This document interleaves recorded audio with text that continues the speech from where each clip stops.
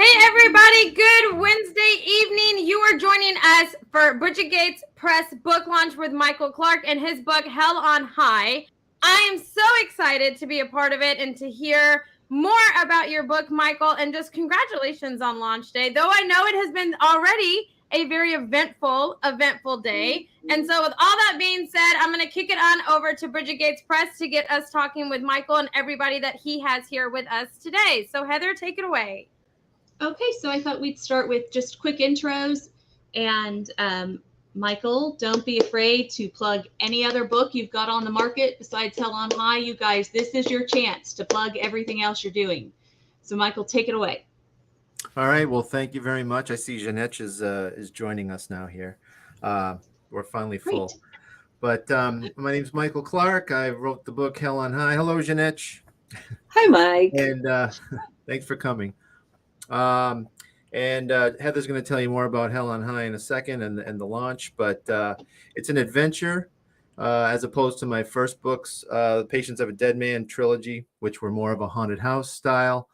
And this one takes you from South America to the United States to the top of Mount Everest. And it's different. And MJ down there on my screen helped me quite a bit get to that point. Erica was a beta reader 2 times. She read an early version and then a later version.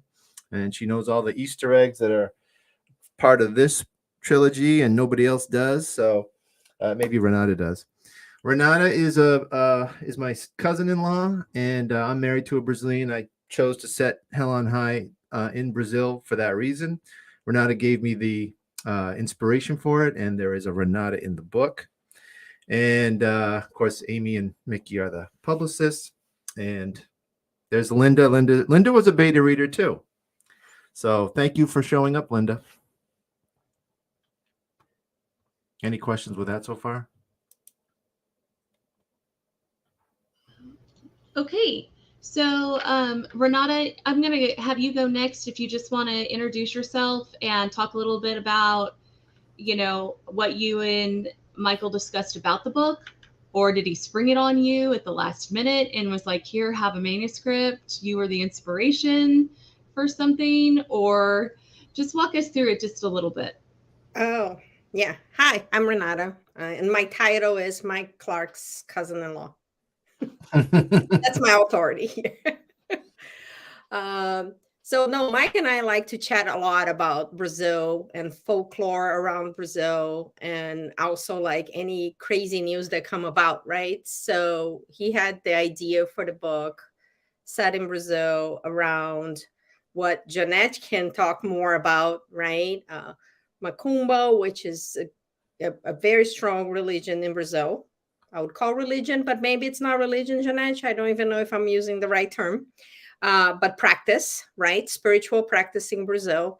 So that's how it came about. And I lobbied for the name. Okay? Yeah.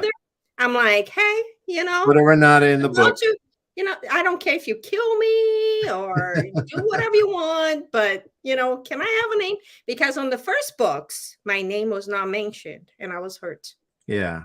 And I paid he used for that. some last names from friends and family and references. And I'm like, what, Mike? I thought we were made up for it in this one, didn't I? Yes, you did. Renata means reborn. It means reborn. So I totally played that card as well. I'm like, Mike, you know what my name means, right? But you're actually the one that said, you could put it in Brazil because there's some crazy stuff going on in the Northeast. Like, right. I live in Massachusetts. Renata does too. And Salem, Massachusetts is down the road. And, it's famous for quote unquote witches. And they weren't really witches. And, what else is in the United States? Voodoo from New Orleans. I've visited New Orleans for maybe a weekend and I don't know much about it, but I've spent over a year of my life in Brazil. I've known Renata for 23 years. I've known Jeanette for, I think, 21. And, I just know a heck of a lot more about it. And then when you go to Brazil, and maybe Jeanette, feel free to step in here. You see Macumba in practice. Like you'll see offerings left to the gods at crossroads. You'll see statues in parks of the gods and of the Ishus and the Orishas. And I don't really do a deep dive in the book, I don't think, but you know, I didn't want to step on the culture too much, but I referred to Janech like 100 times, and just to make sure I didn't step on it or, you know, treat it disrespectfully. I mean, there is a Janech, go ahead. Like there's a more powerful branch of Macumba, and then there's the one that you practiced. Go ahead with that. Oh my. So when Mike mentioned that he wanted to bring that subject into the book, I was like, oh God, this is such, not even Brazilians quite understand it as well. You know, it is definitely one of those African traditions that evolved along the years, came to the Americas with the enslaved people, right? Ages ago, different cultures, different practices. But in Brazil, there is a tendency for things to get mixed up, and we turn everything, we make it always better. I think that's what we usually do. And it has so it is not a pure thing. So the Macumba word actually became, we needed to come up with a word to actually make sense of all these different practices, and Macumba became it. Everybody uses it, you know, freely, has all kinds of connotations you can possibly imagine. I would say it is not as pure and straightforward as voodoo, what comes to mind when people think of voodoo, but it is definitely one of those. And they are between, you know, that white and black, there are so many tones of gray that you can possibly imagine. It is extremely misunderstood, stereotypical, and it goes really close to the black. What you, Mike, really wanted to go into the black magic, right? Yeah. I wanted to go to the dark side and dig that out. And like, I did a bunch of stuff, and like, here's a picture of a spirit, like it's called the Kayumba, that, you know, he's like telling this guy to kill himself. You know, it's scary. We don't know anything about it as, you know, North Americans. And it's just very interesting. And as I said, I've been with Josie for 23 years, so it's like 40% of my life. And I never knew anything about Brazil until I met her. And I don't think we as Americans know very much about it. And again, it's not a deep dive into Macumba in the book. It's consider it an introduction, but I just wanted, you know, it was important to me to talk to Janech and make sure I didn't disrespect it and make it look like, the voodoo in the movie Live and Let Die, where they, or maybe it was The Deep, the old Peter Benchley movie, where they're cutting off chicken feet and dipping them in blood and, painting people and stuff. It's not that. It's its own thing. Yeah. Erica, I'll have you go next. Sure. So I'm Erica. I go by Erica Robin online. Hey, Paul. I know Paul. Yay. Hey, Paul. Yeah, we know Paul. Paul rules. And like Michael was saying at the beginning, I got to read 2 versions of his latest book, but I also got to read all 3 of his previous books, which was fabulous. So I've just enjoyed working with him all along. I think it's really cool. Mike was the first one that actually put one of my quotes on the back of his books, which I will never forget for as long as I live. That was like, I peaked with my reading and blogging career. That was it. But yeah, when you're new as a writer, like you're nothing, like a lot of like reviewers won't read an independent author. They won't even touch you. So when you're trying to break in, it's tough. And Erica to me was like, oh my God, she's posting all this stuff. She has her own website, and she was a celebrity to me. So it worked for both of us. Keep going, Erica. Sorry, I cut you off there.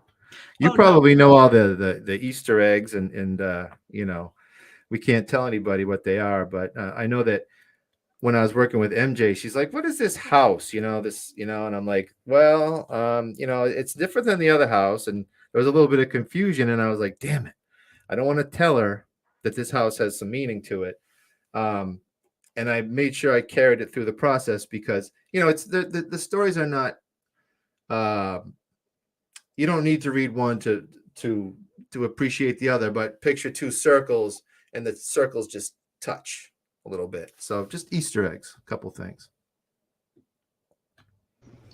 And the editors know where all the skeletons are, don't they? By the time it's over. Now she does. Yeah. They really do. MJ, you go next. Do an intro and make sure you plug what you've got coming out because you've got stuff going on too. Me? Oh, cool. Yeah, so I did 2 edits of Mike's novel, and I thoroughly enjoyed both of them. The house thing, I was confused about the house, but now that I know it's an Easter egg to another book, that is really cool. So I'm gonna have to go back and get your other book and read it now. Find out more about the house, because that's really cool. But yeah, so I think what really impressed me the most about the book was just your skill as a writer, Mike. Like, just the journey that you took Renata on, and like all the moving parts that you had going on. And then when I edited it the second time, seeing how you just incorporated my suggestions and tweaked everything. And it, like, I was like, wow, I'm stunned at your talent, really. So I'm excited to read your other stuff. Well, I think we make a great team because, like, you called me out, especially on there's one scene in a tent, and I was like, oh my God, you know, like I did, you know, I knew I was struggling with it, but I didn't know why. And I worked on the book for about 3 years, but 7 months of it, I was waiting in line for another publisher that went out of business.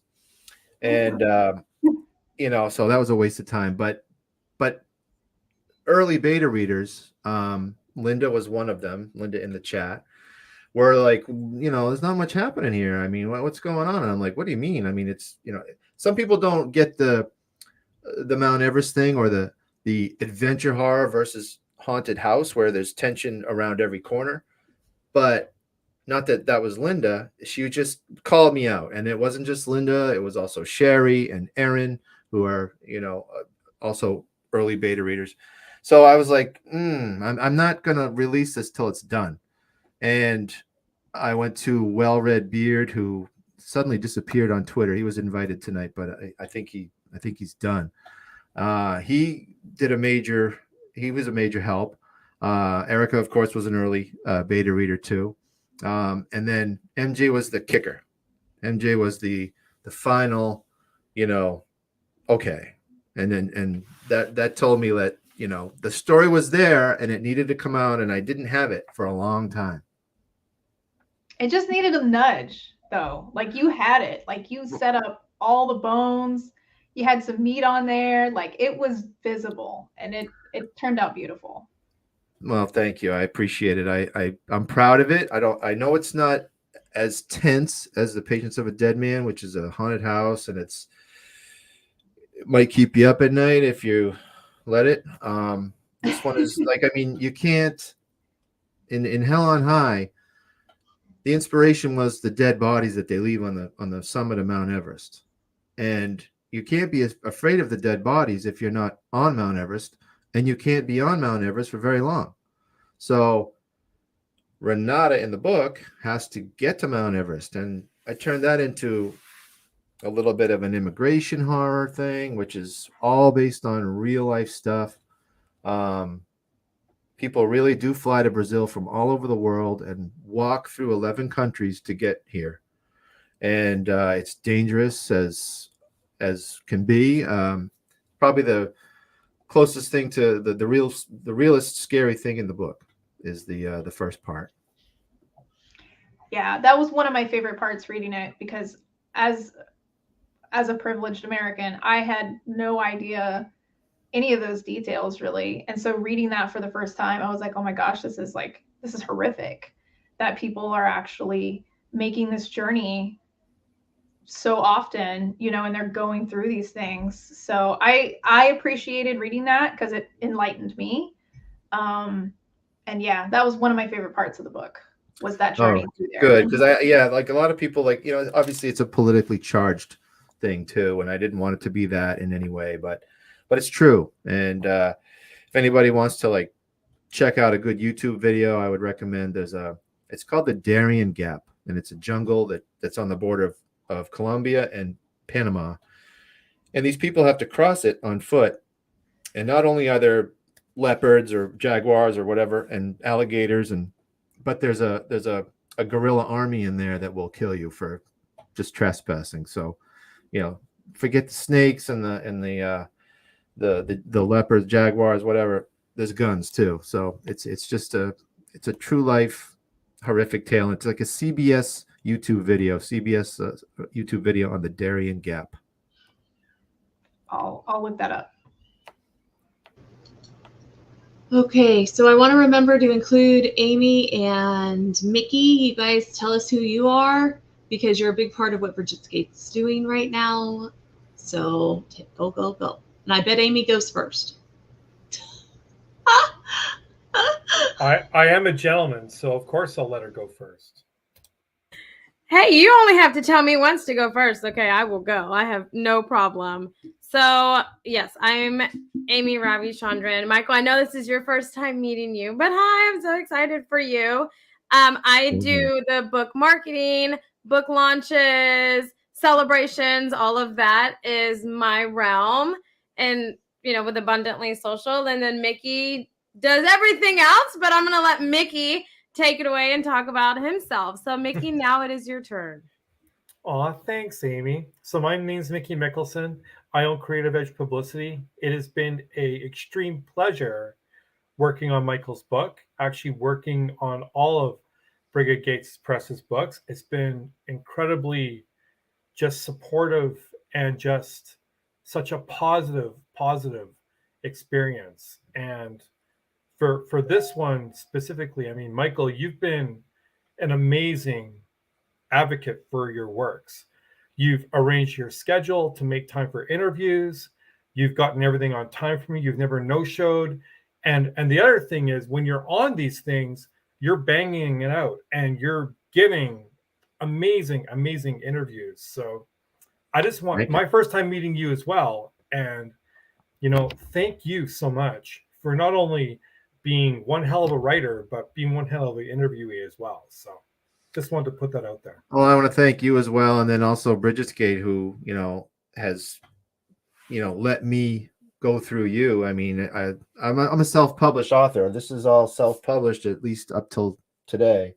And, you know, it's a world of difference. It's just, I mean, Steve was on the phone all day today with Amazon with this launch problem. And thank you, Steve. I wish I could pour you a shot of this cachaça from Brazil.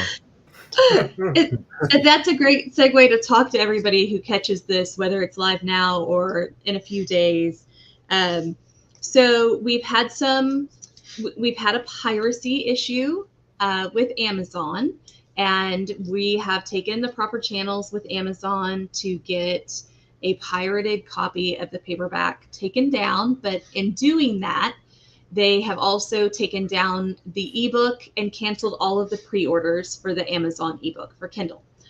So today we went into draft to digital and changed the ebook price to 99 cents.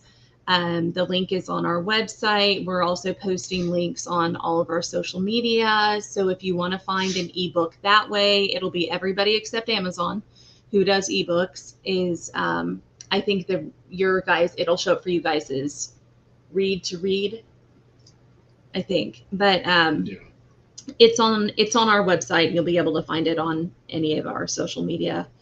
And as soon as Amazon gets it resolved, then we'll relaunch the paperback and ebook together on Amazon, and we'll probably run a special for 2 weeks. You guys will know it because we'll be blasting it on social media nonstop as soon as it comes back on Amazon. So that's the worst part of what happened to me, like the pre-orders, you know, not for our sake, but for the people that, you know, that took the time to click, you know, and Yeah. we'll remind them again, but we'll probably lose a few. And We it's not will. about the money. It's just it's 99 cents, and Right. It's and- disappointing as a reader to pre-order something and look forward to something to come and then get a cancellation notice and go, oh no, what happened? And then go to Amazon and go, oh, what happened? Like the whole book's gone. Like it's not even a later release date or anything. So that's the part that stinks, but we'll just keep papering the world. And we will keep that special pre-order price. We'll keep that Right. up there so that everybody that did pre-order it has a chance to still get the sale price. So they'll still get that bargain. So we'll try to reach everybody. So, and we'll loop in Amy when it goes live so she can stack it up in all the groups and stuff. So we'll get the word out as well. Yes, yeah. So we'll get it back up and out. It's just another little fun, exciting thing that happens sometimes in publishing. So, we're a newer press, so everything new that happens, we're like, is that normal? Does this happen? And, so you spend the first hour calling other publishers you're knowing, going, what has happened and what do we do? So, thanks again, Steve. Yeah, he was a real trooper today. Oh, man. He was a real trooper today. That would have ruined my day. That would have just, let's just say that there are some very choice words floating around the household today, and I won't repeat them here. Right. Luckily, all the children are adults, right? So that nobody was negatively influenced, but yeah. So, but listen, every book has its own strange quirk thing that happens right before release or right after release. So this is the first time we've done with copyright infringement stuff. But listen, now we know what to do. So, as a friend of ours in publishing told me today, listen, once you get 100 titles under your hat, this is a regular occurrence. So just buckle up, Buttercup. Buckle up, really? Buttercup. Oh, yeah.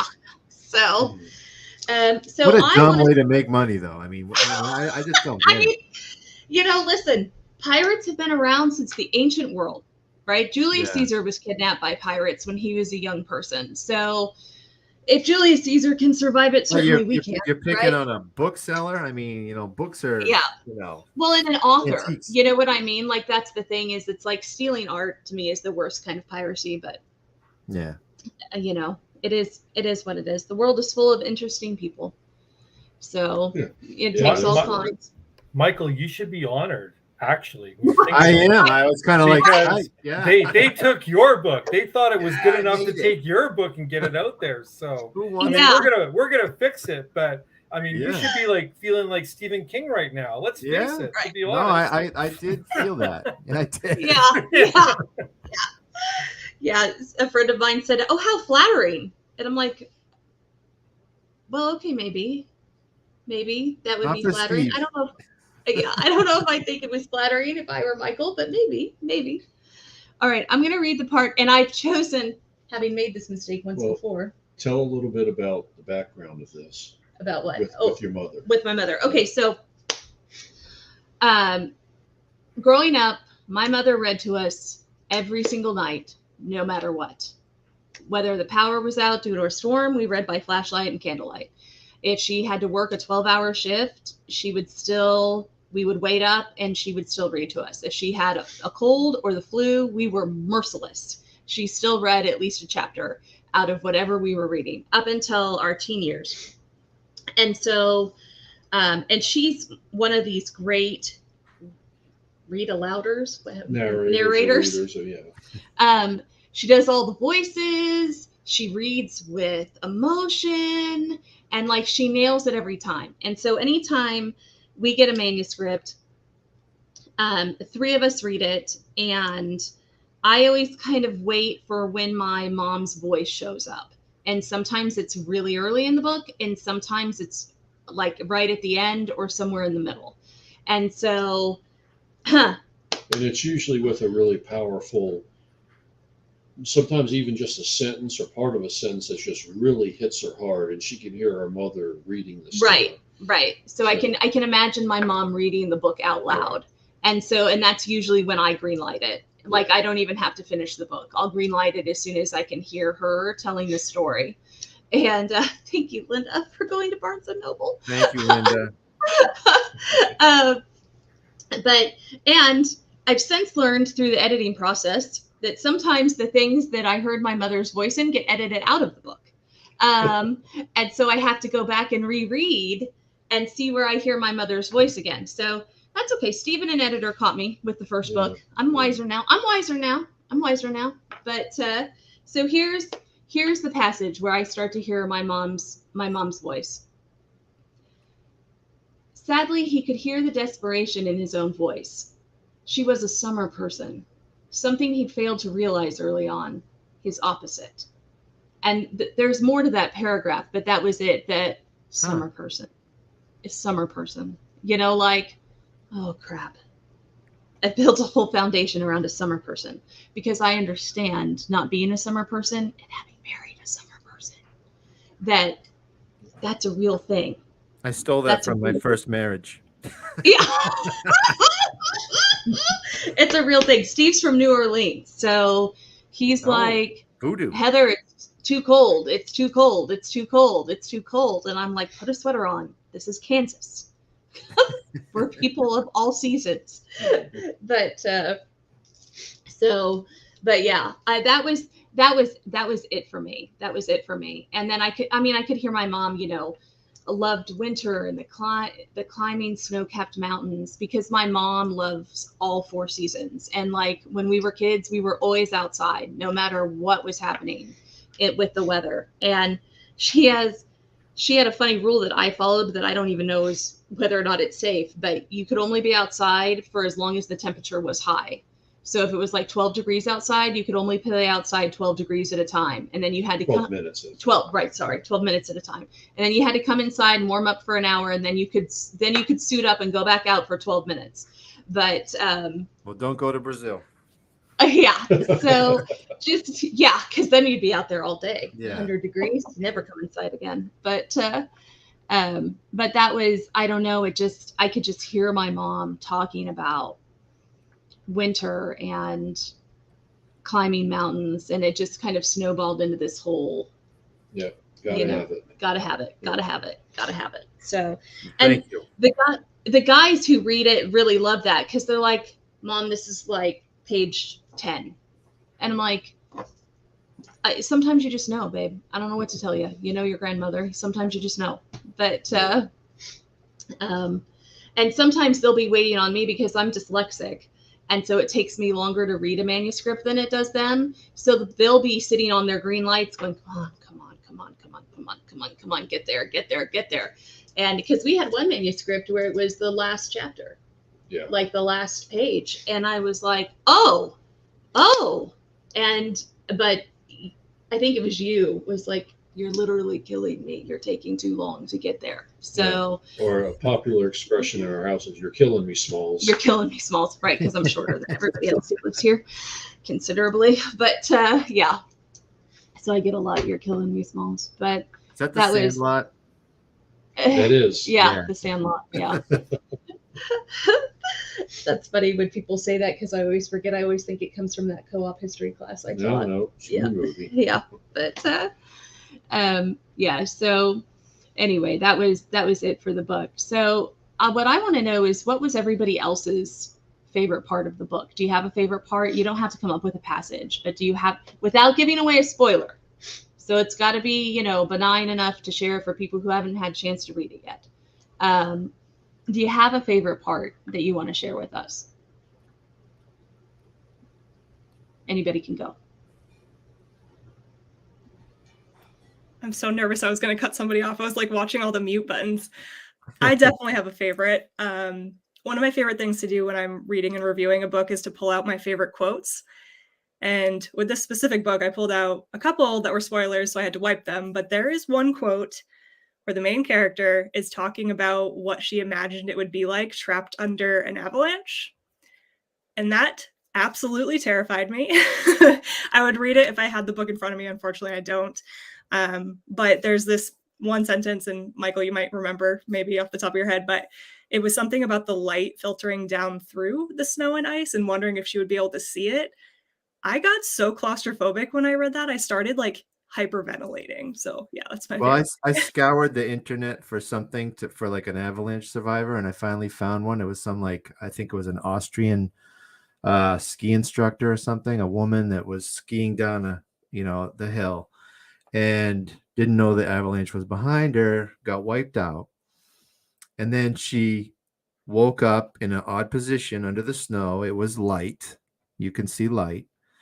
And then her cell phone started ringing. It was in her chest pocket and she couldn't get it because her arms are like, the claustrophobia killed me.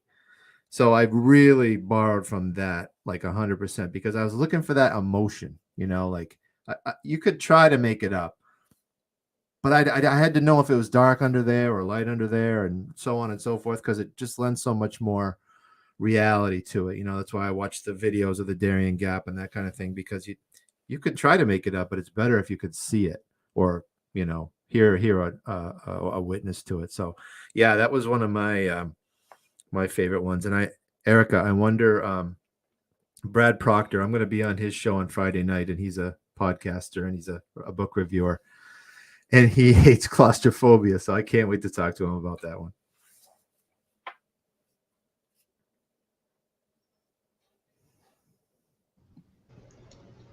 I'll go if I don't catch if I don't catch anybody off. So my favorite part, I think, was the climb up Mount Everest and like all the details you put into that, like the different stops and the different people along the way and like the culture around Mount Everest. Like I don't know if it's anything anybody really thinks about. Like people actually make a living going up and down Mount Everest and they live there. I think it just seems like everybody thinks about Mount Everest as like this barren place, and people just try to climb it and like that's it. There's nothing else going on there, but it's not really like that at all from your book and from some of the videos that you showed me where you got your inspiration from. And so that was really interesting to me. And I think a lot of my edits were like, I want to see more of this. Can you do more of this in here? Like this. And you also toned down the population too, because you're like, wait a second, this is 1973 or 70. I think it was 73 in the book. And were there really that many people here? And then I'm like, damn it, I gotta look stuff up. So I did, and I found this like old document or something, and I'm like, you know what? It probably wasn't a village. It was probably 2 houses at that time or something like that. So she definitely corrected me on that, kept it real, and I'm glad you said that about that, because like I've always been into Everest, and then one day I see a show about people that are going to climb Everest, and then I finally hear that when you get to Kathmandu, then you fly to this little postage stamp on a mountain called Lukla. And from there, you have to hike 80 miles to Mount Everest. So not only are you climbing the highest mountain in the world, you're hiking 80 miles with stuff on your back. And of course, there's Sherpas bailing everybody out and doing all the work, most of the work. But, you're going from like 8,000 feet or something to 17,000 feet, which is base camp. And that's as high as the highest point in the Alps. So base camp at Everest is higher than the highest Alp, like the Mont Blanc or whatever in France. It's crazy. And there's a lot of videos on YouTube about that too, that couples that, do it, and they're just walking up to base camp, and they get sick on a random day, altitude sickness just from walking. Oh, I got a headache. This is terrible. No more smiling. This isn't funny anymore. And they're not even on the mountain, so it's just, it blew my mind. And I'm glad that MJ liked that part. I love that part. And the couple conflict too was great. It was great. That was my favorite part of the book, definitely. Cool. Did Renata, Jeanette, did you get through the whole thing yet? I don't know. I know I just gave him the book, so Yeah, not the new version. I read the original, right? 3 years ago, yeah, 2.5 years ago. yeah. So I'm biased, right? Because I love the Brazil parts, of course, and the cultural. And I really love the interaction of Renata and her dad. There's something, real. It sets up the somber part of it and what will become of her in terms of temperament, you know what I mean? The development of the character later on. So I really love that. But I must say that what I'm most proud of Mike for, and I brag about him all the time, is the amount of research he does. He's almost like obsessive about it. If he puts something in his head, he's obsessive. If you ever vacation with him, right, Janesh? He's got a binder and he's got pictures that show you where the movie set off. Nerd alert. Isn't he is a big nerd, yeah. But his research comes through when he mixes with the fiction of the characters, right? So the background feels real because a lot of it is, right? Because of all the research that he does.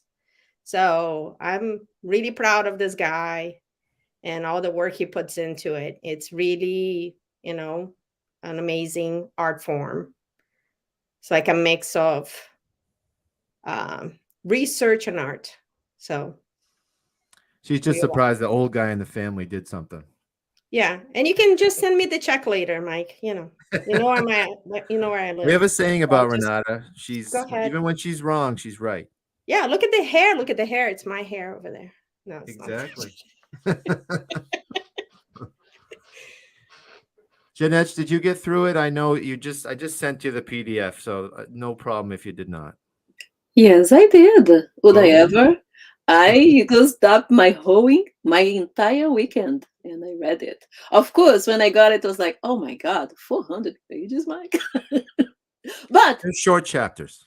But I gotta say, I mean, you did such a great job. I mean, it is, you can see the map is laid out, like you can see everything is deliberate. And that was really what really stood out to me. You can see like there's no excess, there are no excesses there. Everything in there, you need it. And you have this, this action leading. And I was so pleasantly surprised. It's like, Wow. When you go rooting for things to happen, but you are afraid, I don't want to be, those kind of things, like when you really get into it.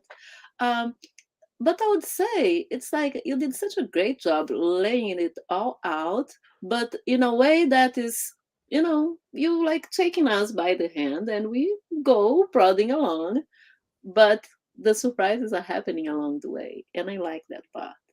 And I was just going to mention that the buried alive, under the avalanche was also my favorite part because it really put me in the scene. And because that would be hell for me. I mean, when the temperature drops here, I used to, I call my friends in Brazil, I put the numbers, in centigrades. I sent them so then they can get an idea what it is to be 20 degrees negative, right? So that would be hellish, being cold. It is a hell being cold. I mean, I don't do cold sports. No. And just about the avalanches, to finish that. By the way, thank you. I'm very touched by that. You're welcome. That there's a Khumbu ice fall at the on Mount Everest. That's the first thing people have to hike through, and it's basically a glacier moving through a valley, and it's moving as they're hiking, like maybe a foot or a meter a day, something like that.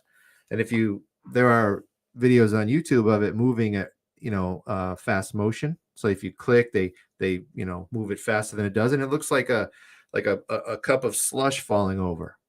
And these people are climbing over that. And not only that, there's a cliff on this side and another mountain on this side, both with hanging seracs of, battleship sized chunks of snow that could fall at any time, especially when the sun hits. So not only do they have to get through this moving pile of slush, they have to do it before the sun hits the snow. So the avalanche thing is real, and there have been big avalanches up there. So if you don't get the Everest thing, I understand, but I'm glad I do, because what a thrill. I will never do it. I'll never climb. I'm not a mountain climber, but you know, it's anytime there's a place that's hard to get to, it fascinates me. And it sure as hell is hard to get to Mount Everest. Maybe not as much today where they have all these tours and it's a traffic jam up there, but it sure was back in the 70s.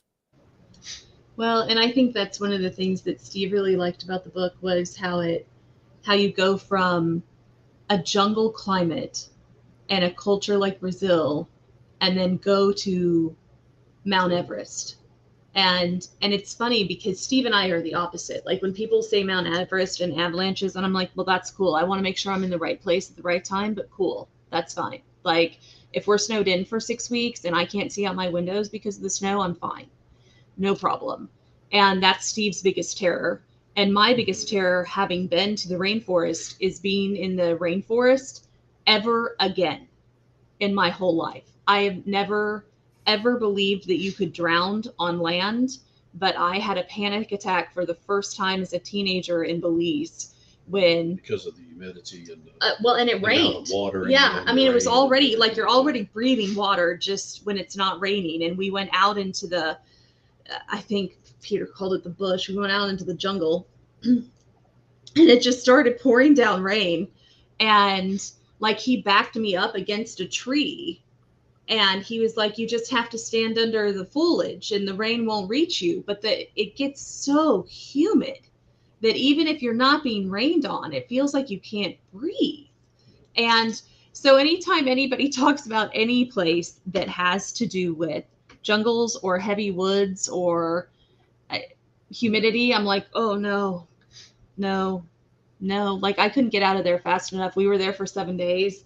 And the rains came, like rainy season started the second day we were there. And I was like, no, this is not for Heathers. Heathers can't be here. Yes, it's beautiful. And I would like to look at this in a picture in National Geographic, not in person. So, but yeah, don't mess with nature. Nature is nasty. Yeah, it is. It's so real. It's so real. Because I grew up in New Orleans with the swamps and all the humidity and everything. It's like, this is nothing. Oh yeah, it doesn't bother him at all. He was stationed in Panama and thought it was just fine. So wow, I can't do it, guys. I can't do it. An avalanche, fine. I mean, I don't want to die that way, but okay. But if my choices are die in the rainforest or in a rainforest type climate or die in snow, I will choose snow every time. Every time. We're all different. Every time. So, but yeah, that was well, why don't you ask them instead of writing me a note? Okay. You can ask them. Right, yeah. I was going to say one question we might want to go to next, and I'll pass it by her. She's the manager. She's the boss. Is what everybody likes about adventure horror. What brings you to that genre? So to speak. What about you, Michael? Do you read a lot of adventure horror? Well, I have to mention the video game. I don't play video games anymore. I lost like a decade of my life to them. But that's a generational thing. Yeah. There was a video game called Half-Life. That's all. Well, I had to stop, because I was just like rotting my brain. And I can't even find time to write right now. If I was a video game player, I would just be, a couch potato. But it was a video game called Half-Life, and in the story, this guy is a scientist, and he's in New Mexico, and he works underground at this secret laboratory, and they're trying to get aliens to be like teleported to this thing down underground. So he does this experiment, it goes wrong, but the aliens show up and everything goes to hell, and he has to battle his way to the surface of of the earth, dig his way out of this hole. In the meantime, the government realizes that something went wrong, and they send the Marines in to kill everybody, including him. And it was just, you are the character, and it was just so dramatic because it was like being in a book or a movie kind of a thing. I'll never forget it. I play it once in a while just for nostalgia, but unfortunately, I know every turn now, but that's adventure to me, and I think that anytime one of the things I wanted to do with this book is I don't want you to know what's coming. And if I tell you the stories in Brazil and the United States and Mount Everest, hopefully you don't know where the hell I'm going with that. And I don't think you do. And here I was thinking that your biggest adventure was to be married to a Brazilian. And it's a Don't get video me in game. trouble. What the heck, Mike? She's downstairs. I meant that. If I may add something to it, Renata, Please. because we do know the background of our good friend Mike here. And I don't know. I would say that you were able to do it really well. I mean, it has been an adventure, and I would say you guys have come up on top. Because the hurdles were there. Oh, I yeah. followed some of them. It is an acculturation. It is a journey that it is tough, right? It is. I mean, to talk about marriage in general, or like I'm talking about marrying these two cultures, this New Hampshire guy here. And yeah. But like my first book is basically about divorce, and it based on my divorce. And my first wife was American, and then, you make plans and they don't work out, and then you're open to anything. And I met Josie, and I'm like, what the hell? I'll go with it. I mean, it didn't work marrying the girl next door, so why not? And it really has been exciting. And God, the first time we went to Brazil, I mean, she's driving the car. I can't, I wasn't driving in Brazil. And she was like a superhero to me, she's talking Portuguese to, everybody, knows how to get her way around. I would have been dead, they call me the gringo. And anyway, yeah, just it's been a thrill, and I love Brazil, and I hope it comes through in the book, because I was afraid of this the book American Dirt. I think her name is what's her name, Janine Cummins or something like that. It was a thing where Oprah picked this book, which is about a Mexican woman escaping Mexico, crossing the border. And she's I don't know, claimed to be more ethnic than she was, and said her husband was an immigrant. And then it turned out he's Irish, immigrant. And she had nothing to do with Brazil, basically. And society kind of crashed down on her.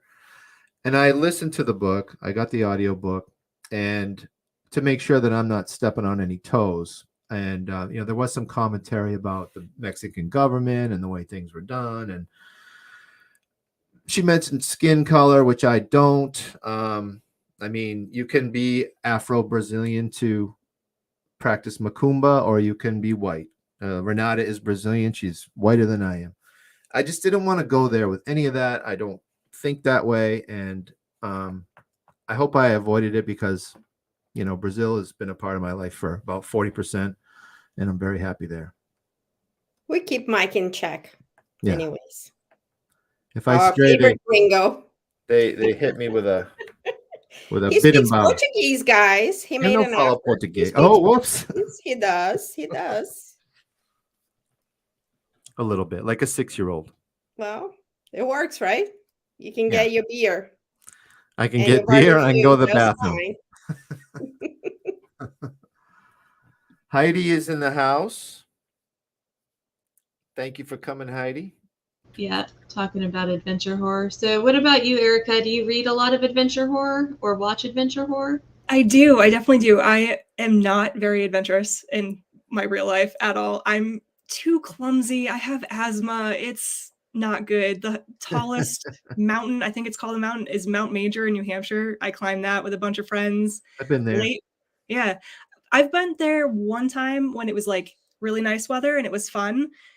But one time we went and the ice hadn't quite melted off the top of the mountain yet. And I was convinced I was going to die in like this 5-foot space because it was straight ice. We did not have the right gear. You couldn't go down. The only way was up. I was crying, wanted to throw up. So yeah, I will stick to reading adventure horror, definitely. Anything in the extremes, I absolutely love. If it's really cold or really hot, I'm one of those people that can't do either. I get heat stroke if it gets too hot. I got heat stroke in Nashville last year. I can't go to really tall areas. I grew up on an island off the coast of Maine. So I grew up on like sea level.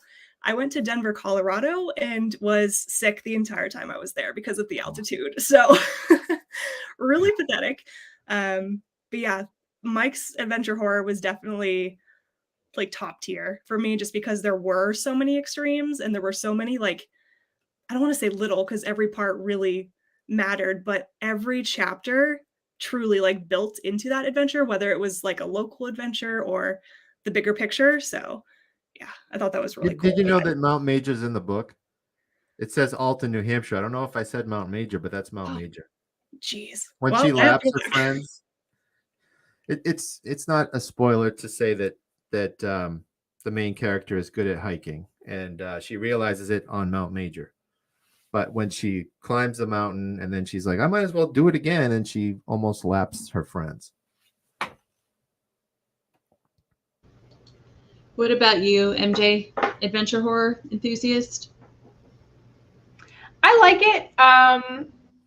About, I don't know, within the last year and a half, I've really kind of taken to it a lot more. Growing up, it was mostly like fantasy stuff and like mythological stories and short stories and stuff like that. Not a lot of horror, but I'm really getting into it. And Mike's is definitely like one of my top favorites for sure. I'd say you're definitely a convert now. Yes, yeah. Yeah. The first story you sent me to edit, honestly, that was the first horror book that I'd ever done anything with, read or edited. And it just like everyone since, I've just been like, okay, I'm liking this. I'm liking this a little more. So yeah, I'm definitely a convert. Yeah, I tell people all the time, like if you were to say, Heather, do you read adventure horror? And my first answer would probably be no. But also, if you ask, do you read any horror? My first answer is usually no. So I'm one of those people who are like, wait a minute. Do you like horror? Well, kind of. And Steve's like, what are you talking about? All you read is horror. And I'm like, really? You think so? And I don't, but I am the reason why we will not only market in the horror community, because I am one of those people who are like, well, let's go to the horror section. I'm like, I don't want to stay up all night. I don't want to have to sleep with the lights on, because I am that person. Like, if I get too scared reading something, all the lights have to come on and they have to stay on all night long, and Steve hates it. And I don't mean just my little lamp by my side of the bed.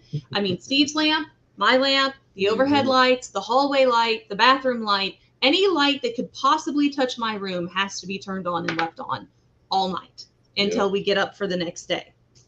So I'm that way with horror movies. I can't watch. Oh, I can't even watch them. I can't I can't do it. I will have nightmares for sure. Yeah, me too. Yeah. Forget it. But I'm getting to the place where I can read horror books now without much problem. I love horror. In a while. Yeah, I love horror.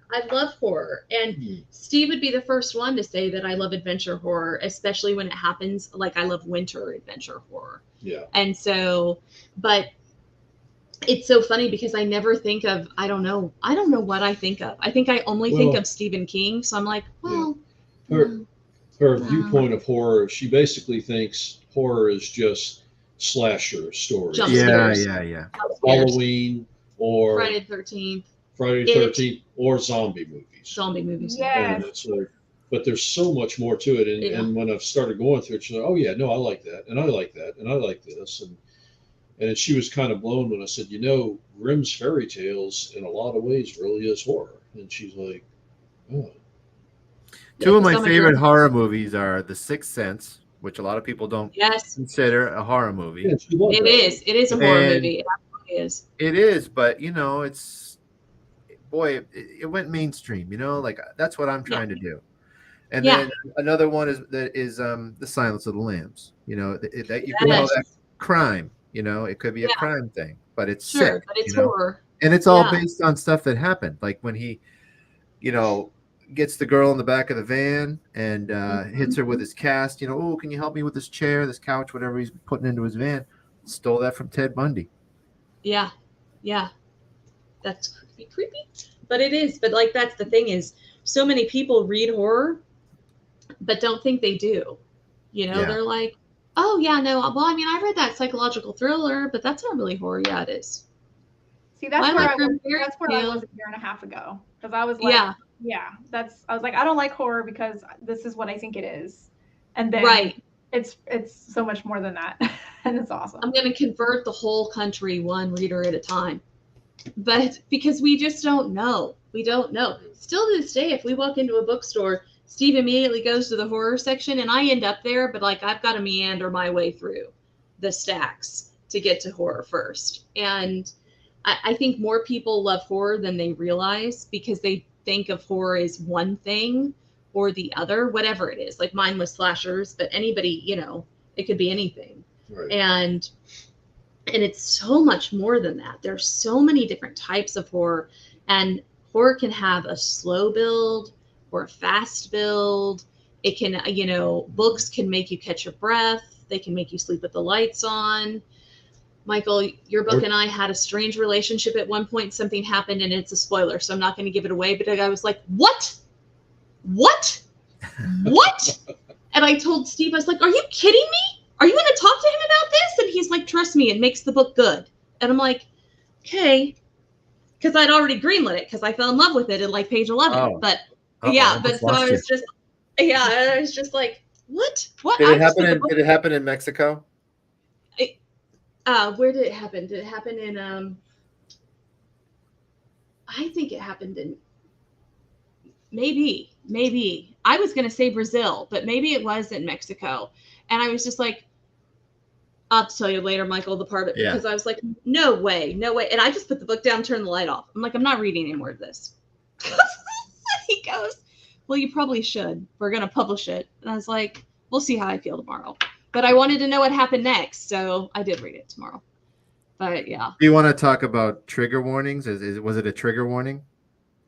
Yes, it was a trigger warning. Do you want to talk about that one trigger warning I think Erica mentioned it too in her blog. We could. All right. Well, it's rape, right? Yeah. Okay. Yeah. Well, I didn't want to.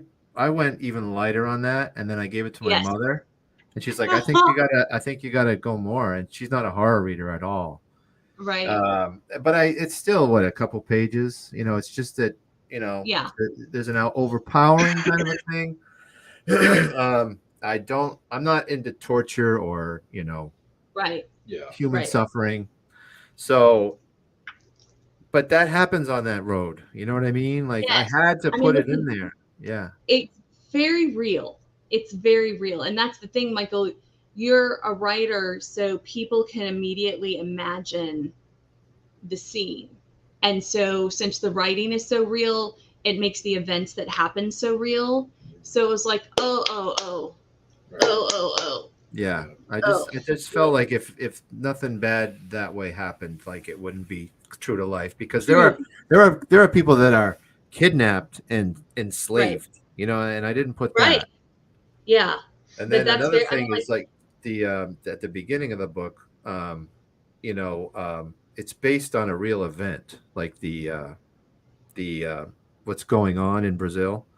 Right. And it had in real life, it had to do with children, and I couldn't do that. You know what I mean? Like I'm not in it for that. I'm in it for realism, I guess. And I don't want to drag anybody through. I don't want to trigger anybody really, Right. I try to handle those things with kid gloves. Yeah. Well, I mean, you did a great job. Now, mind you, I went through that and then I sent the manuscript to MJ and I didn't tell her. I Oh, sent it to her with no trigger warnings at all. So she went through the same thing. When she got to the point, she's like, I need to talk to you about the book. And I was like, oh, hell, Steve, I know what she wants to talk sorry. about. So, Well, Mom but told me to make it worse. So right. It's all your Okay. mom's fault. yeah, Well, listen, I mean, here's the truth though.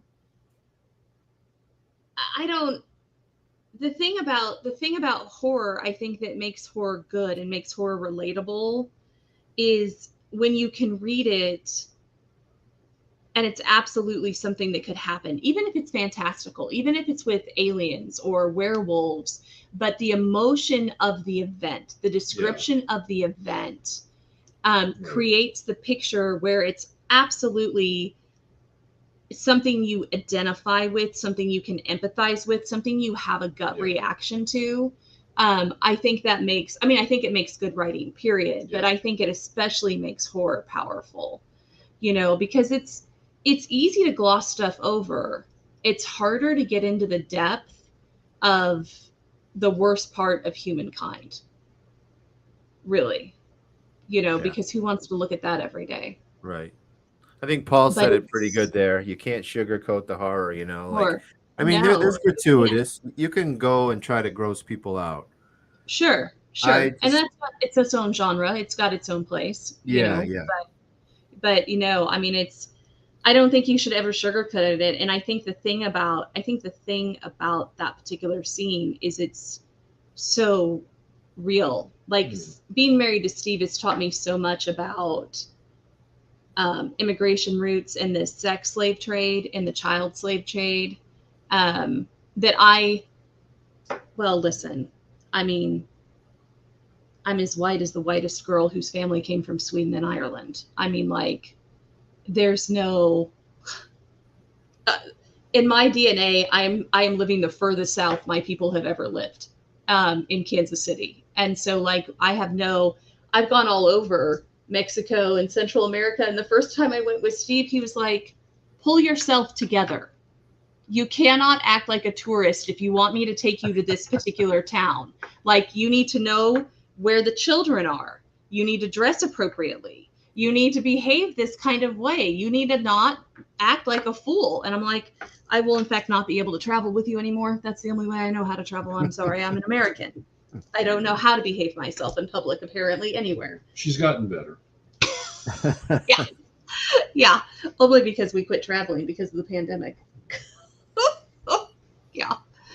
But yeah. So, well, we've hit an hour. So we should probably let people get back to their evenings. And if you have a book, get ready to start reading tomorrow or whenever it arrives from wherever you get to order it from. But so MJ we'll make should sure plug her book one more time. Yes, MJ, tell us what book you've got coming out. Look, you're embarrassed. Just do it, MJ. Do it. Okay. It's called Epic of Valentia. It's a ancient Greek themed fantasy novel. I've been working on it for a long time. And actually, I've got a copy of it. Great. Right It looks great. I love the cover. Good. I love the cover. Oh, I nice. love the Yeah. cover. Thank you. I have ARCs available on Story Origin, which this is the first time I've ever really self-published anything and tried to plan anything. Yeah. It'll be And great. Story Origin is not really doing it for me. So it's going to be up on Book Sirens and NetGalley soon. I love Book Sirens, you guys. I love Book Sirens. I do. We try to put all our books on Book Sirens before anywhere else. But Yeah, it looks like a really great site. So I'm excited to have my ARC there. I hope that it's as easy for readers as it is for writers and publishers, because it's a super easy process and Very easy. not a lot of drama. And they do so much of the admin and that kind of stuff that you have to do on some of the other review sites. So there's my free plug to them, because I love them from our point of view. I love them. Highly recommend MJ. So Good. That's good to know, because I just submitted my book request today. Oh, great. like launched it or anything like that. I'm Yeah. waiting for that to go Yeah. through, and it'll be there. So Yeah. I highly recommend Book Sirens. It's one of those sites where reviewers read the manuscript for free. But I will tell you, Book Sirens will hound you into leading a review. You get to choose where you leave your review, but Book Sirens takes that very seriously. Like Really they just don't want good. readers who just read. Yeah, they really want readers who promise to review someplace and then follow through on their promise. So Mike, is there any final thing you'd like to say to all your readers out there? Yeah, I'll this- say that sorry about the what happened with Amazon, but we're Right. gonna make it up to you somehow. And we will. yeah, and I mail out free swag to anybody who asks. This worldwide. This is a book plate sticker. Oh, Stick inside nicely the done, book. MJ. Nicely done.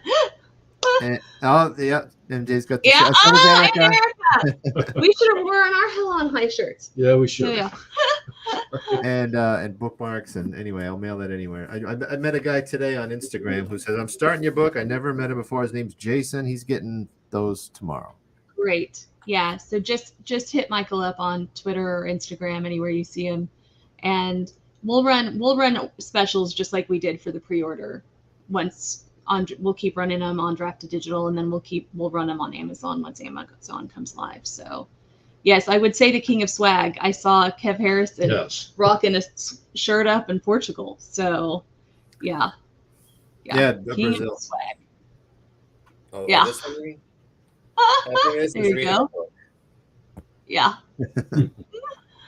All right, guys. Well, I think that'll do it for us. Thank you for joining us, and just keep watching for updates on social media for Amazon.